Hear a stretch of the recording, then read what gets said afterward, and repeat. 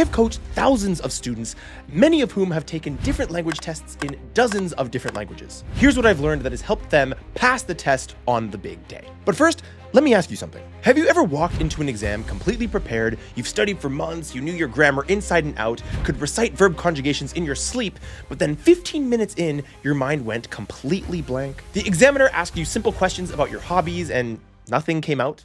If you're nodding right now, you are not alone. Here's the thing. Most people think that exam day is about what you know. But after working with thousands of language learners, I've discovered it's really about how your brain performs under pressure. And there's a specific sequence of steps that can completely change your results. You might have failed a previous attempt, or maybe this is your first time and you're terrified of freezing up. But here's what I want you to understand.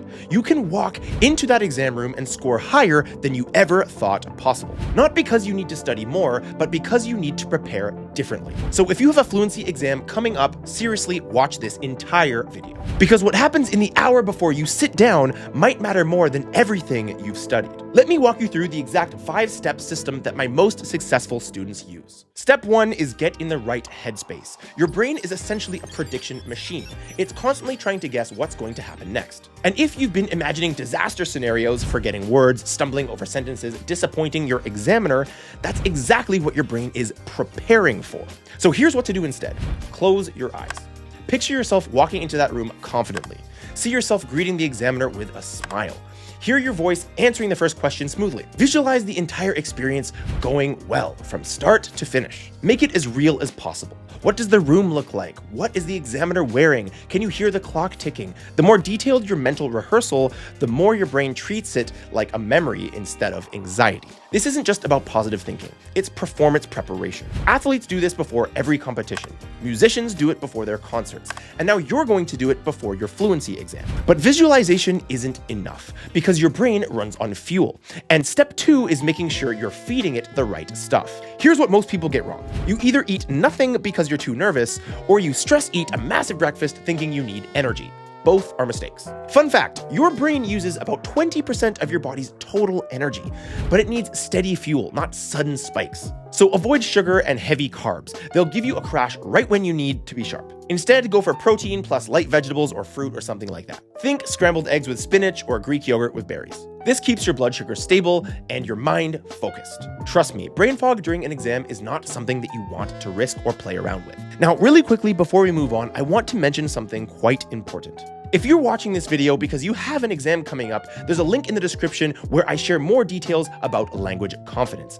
It might be worth checking out if you're preparing right now. Step 3 is about boosting your confidence with the right internal dialogue. Essentially, your brain believes what you tell it. So if you're walking in thinking, I'm going to be a mess or I'm not ready, guess what your performance is going to reflect? Instead, it's time to give yourself a pep talk. Say these 3 things out loud. I've practiced for this. I can express myself clearly.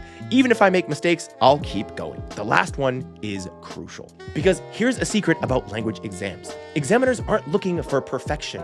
They're looking for communication ability. Your willingness to keep talking through small mistakes actually shows fluency, not the opposite. Step 4 is prime your language brain. This is not the time for cramming. Your goal here is activation, not acquisition. Spend just 10 minutes skimming your notes. Not studying, skimming. Review common transition phrases like on the other hand or from my perspective, etc. Even consider looking over basic conversation starters and opinion expressions. Then, and this is key, listen to a short clip in your target language. It could be a news segment, a podcast, even a YouTube video. This tunes your ear to the rhythm and sounds of the language. It's like a vocal warm-up for your brain. Remember, you're not trying to learn anything new, you're just reminding your brain what it already knows. Step 5 is walk in ready. By this point, you've visualized success. You've fueled your focus, you've boosted your confidence, you've even primed your language brain. Now, all that's left is to show up and perform. But here's the mindset shift that changes everything.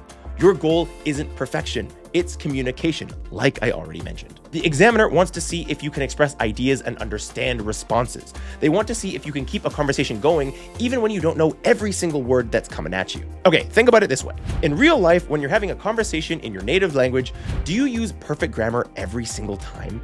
Do you never pause to think of a word? Of course not. Natural communication includes hesitations, self-corrections, and working around vocabulary gaps. Well, the same is true in your target language. Maybe you've been obsessing over getting every grammar rule perfect, every article, every conjugation. You stop mid-sentence to correct yourself, which actually makes you sound less fluent, not more. Here's what I want you to focus on instead. Keep talking no matter what. If you're not sure about a grammar point, just pick the most likely option and move on. Your ideas matter more than perfect mechanics. When you prioritize the message over the mechanics, something magical happens. You start sounding more natural, confident, and more fluent. It's almost like you have a fluency formula. But yeah, that's exactly how real conversations work. And if you follow these 5 steps, you're already ahead of 99% of other test takers who show up stressed, underfueled, and are focusing on everything that could go wrong. One more thing. Fluency exams can be nerve-wracking, but they're also opportunities. They're chances to demonstrate months or years of progress. They're moments when you get to show yourself how far you've come. Your exam isn't just about passing anymore. It's about proving to yourself that you really can speak this language confidently. Your exam could be that turning point. Look, if you're serious about not just passing an exam, but actually building lasting fluency, check the link in the description. That's where I personally help people become conversationally fluent in a new language in 200 days. It's designed for motivated learners who want real results, not just test scores. Remember, you've got this. You've prepared, you've practiced. Now go show them what you can do. Thank you so much for watching, and I'll see you in the next video.